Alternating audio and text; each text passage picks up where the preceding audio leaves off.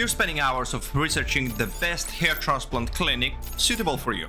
It must be within your budget with a great location, but there's so many clinics out there, and you might even feel the more research you do, the more confused you are. So how to choose? Well, me, after having 3 hair transplants and being years in a community, I really wish I personally would have had this checklist in the beginning of my journey. Make sure to take some notes. Trust me, you'll need it. Here are the steps you should take. Number 1 would be a track record of consistent results.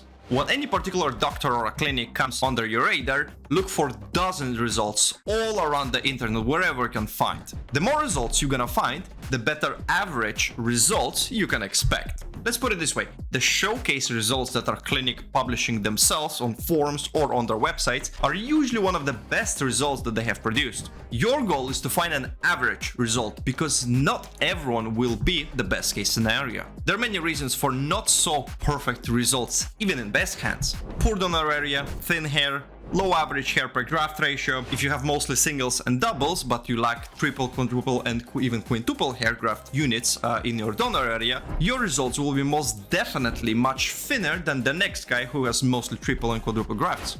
Or large area covered with insufficient graft count. Sometimes I've noticed that doctors, they are over-promise just to get you in the chair, but then under-deliver.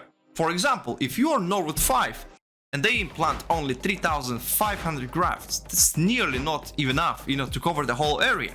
Take me as an example. I was Norwood 5A, I had 7,700 grafts done over 3 transplants. Some of you might say, it looks pretty decent. But remember my first surgery when I had only 3,500 grafts. Imagine if this all be scattered all around Norwood 5 area. It's nonsense. Second point would be doctor's involvement. The actual surgeon must be involved in the critical parts during the surgery.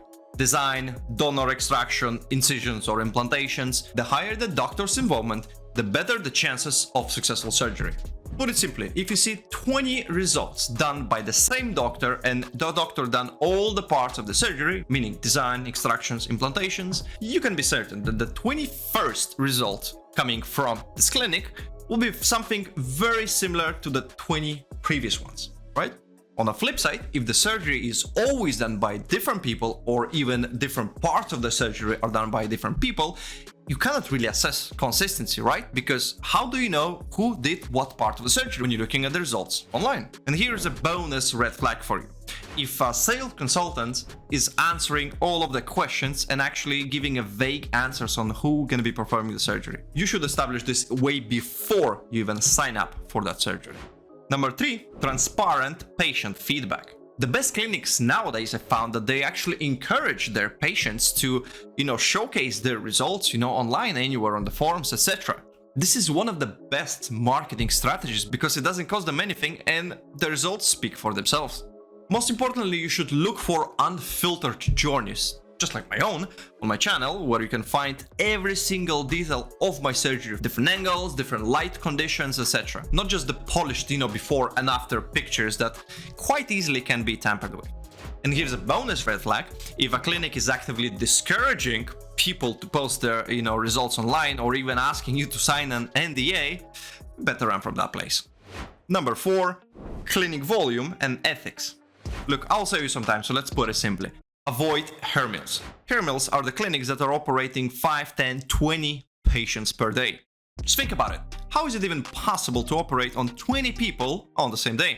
One doctor cannot physically do it. It's impossible. There must be a different technician teams or doctor teams to make this happen, and thus, circling back to the point number 2, you cannot really assess consistency of that place. If you can take only one thing from this video, remember this: just look at the clinics or doctors who operate on 1 or 2 people per day. Number 5, communication and follow-up care. A good clinic provides a good and clear pre-operational guidelines as well as post-operational instructions. Imagine if you're just a number and there were another 20 patients today, yesterday, the day before. How much resources do they need to actually spend the time and answer the questions of each individual patient, let alone if someone actually has any problems? So surely they can hire more people to answer the questions, but how qualified are these people? If you really start digging deep, you start realizing that, you know what? You need to take it seriously, because too many people made the wrong choice, went to the wrong clinic, and it quite literally got destroyed. The donor is finite area. Once it's extracted, it doesn't grow back.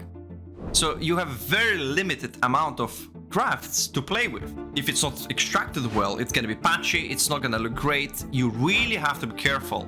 I cannot stress this enough. These 5 steps gonna help approximately 90% of you. That is, if you've been listening carefully. But if you want me to apply this directly into your situation, your photos, your donor, your top clinics list, I now decided to offer a limited one-on-one consultations. It's not a medical advice. It's just an honest patient perspective, having 3 transplants myself and being years in the community. You'll find the booking link in the description. I hope you extract a lot of value from this video. Make some note and comment down below, and I will try to respond to everyone as I always do. Until then, see you next time.